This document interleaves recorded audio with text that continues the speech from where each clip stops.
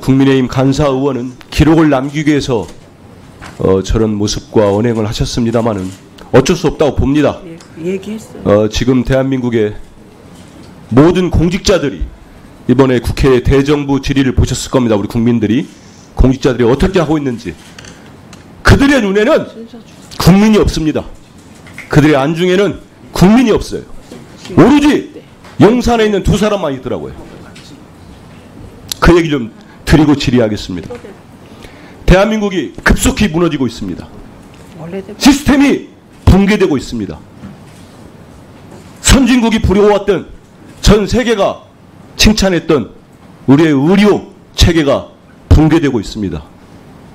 그리고 뭐가 붕괴되고 있습니까? 이미 대한민국 검찰은 2년 반 동안 야당 대표와 야당을 죽이기 위한 수사만 몰두했습니다. 정치 검찰입니다. 이제 우리 국민들 누가 검찰 수사의 형평성과 공정성을 믿겠습니까? 무너졌지요. 그 중심에는 윤석열 대통령과 김건희 여사가 있습니다. 최근에 검찰 수사 심의 행태를 보십시오. 일방적인 사람들만 모여가지고 결론을 냈습니다. 제도가 좋으면 뭐합니까? 기관 만들어놓으면 뭐합니까? 국민권익위원회 김건희 여사가 받았다는 300만 원짜리 명품백 때문에 국민권익위원회가 권익위원회가 돼버렸습니다. 이미. 방통위 방송 장악의 하수인 역할을 하고 있습니다. 무너졌죠. 방심이 사상 초유의 민원사주 때문에 무너지고 있습니다. 자괴감이 드실 겁니다. 오늘 나오신 네 분. 경찰 이제는 경쟁합니까? 세상에 저런 경찰 수사 본 적 있습니까? 적반하장도 따로 있고 주객전도도 어느 정도가 있습니다. 이제 우리 공직사회에서 누가 고의신고를 하겠습니까? 신고하면 압수수색을 당하고 수사를 받는데 이게 야당의 원인이 있습니까? 이 모든 중심에는 윤석열과 김건희가 있습니다. 권력 3년 안 남았습니다. 저는 다음 정권이 걱정됩니다. 이 무너진 시스템을 복구하려는데 얼마나 걸리겠습니까? 그래서 저는 지금이라도 우리 국회가 제 역할을 하고 국민의힘은 기대할 곳이 없으니 우리 민주당과 개혁신당, 종혁신당 모든 정파들이 모여서 제 역할을 하겠습니다. 공직자들도 이제는 그만 놔두지 마시고 목소리를 내야 됩니다.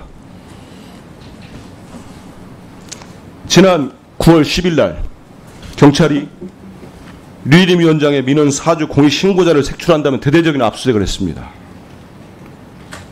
지난 1월에도 있었죠. 두 번째입니다. 이런 무자비한 압수수색 보복 아닙니까? 류일임 위원장이 우리 존경하는 최민희 위원장께서 정말 현장을 방문할 정도로 안간힘을 쓰셨습니다마는 밀실 회의에서 꼼수로 위원장이 연임할 때부터 우려됐던 일입니다. 그런 것들이 지금 현실화되고 있습니다. 공익신고자를 색출하기 위한 압수수색이 2번 이루어지는 동안에 류일임 위원장에 대한 수사는 전혀 되고 있지 않습니다. 소환 조사 한 번 없었습니다. 그래서 우리가 국회 차원에서 아마 여기 안 나오신 국민의힘 의원들 속으로는 동조할 겁니다. 현안지를 열었는데 류일임 위원장도 오지 않고 여당 의원들도 불참했습니다. 국회가 이 일을 안 하면 누가 하겠습니까? 도대체 류일임 위원장은 왜 오지 않은 겁니까? 도둑이 재발견입니까? 이제는 민원 사주도 모자라서 압수수색까지 사주한 겁니까? 자, 우리 김준희 위원장님, 지부장님, 네. 좀 몇 가지 여쭙겠습니다. 그동안 류일임 위원장 만행에 가까운 일을 지켜보셨어요. 류일임 위원장이 지난 7월 22일 날 퇴임한다고 할 때 저 영상도 제가 봤습니다. PPT 한번 띄워주십시오.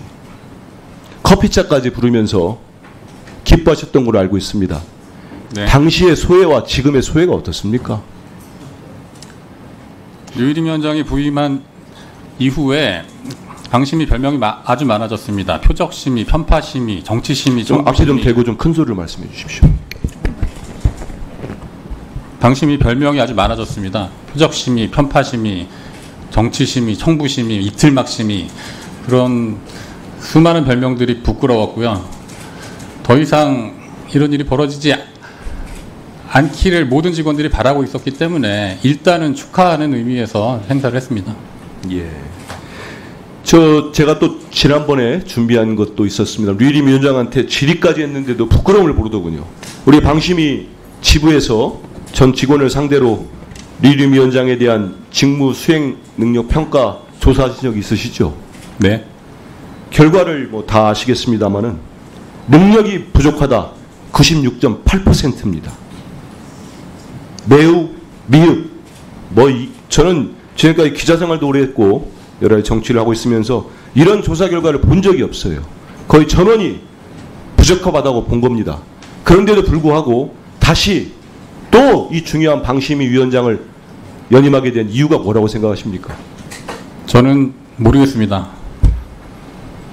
연임되지 않을 걸로 예상을 했습니다. 저는. 그렇다면은 이 류일임 위원장은 이렇게까지 무리하게 다시 연임을 시킨 데는 이유가 있지 않겠습니까? 그에 대해서 어떻게 생각하고 계세요? 국민들의 눈치를 보지 않는구나라고 생각하고요. 네. 이 정도 민원사주 의혹이 터졌으면 사실은 본인이 알아서 먼저 사퇴를 했어야 한다고 생각을 합니다. 그런데 일단은 정해졌던 잔여 임기를 다 마쳤고 그 이후에 기존에는 국회에서 위원들을 다 추천해 줄 때까지 대통령이 기다려줘 왔습니다. 그런데 이번에는 하루도 지나지 않아서 네. 바로 재위촉이 됐거든요. 저는 그날 사실 충격을 받았습니다. 전날 저렇게 기쁘게 행사를 하고 연임이 되더라도 몇 달은 뒤에 연임이 되겠지라고 생각을 했었거든요. 네. 우리 김준희 위원장께서도 다 생각을 하시면서도 아무래도 제안이 있으니 우리 윤창현 위원장께 하나 주겠습니다. 네. 같은 질문입니다만은 윤석열 대통령이 이렇게까지 다시 또 연임을 시키는 이유 어떻게 보고 계세요?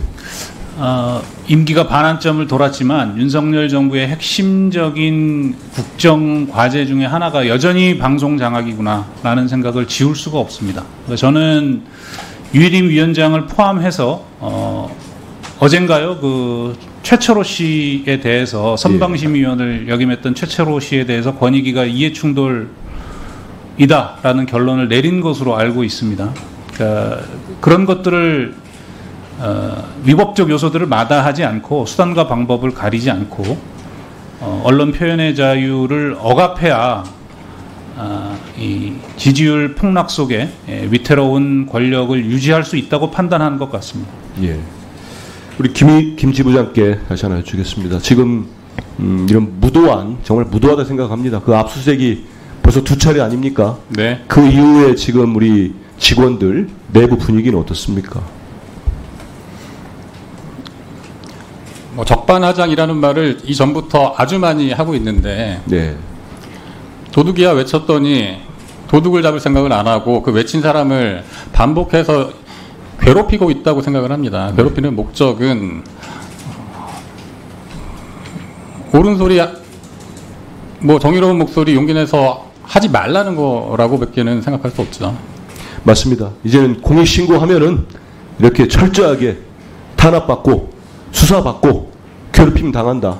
이거를 모든 공직자들에게 그리고 우리 중요한 일들을 하는 우리 방심위 직원들에게도 이 무도한 정권이 보여주는 거라고 생각을 합니다.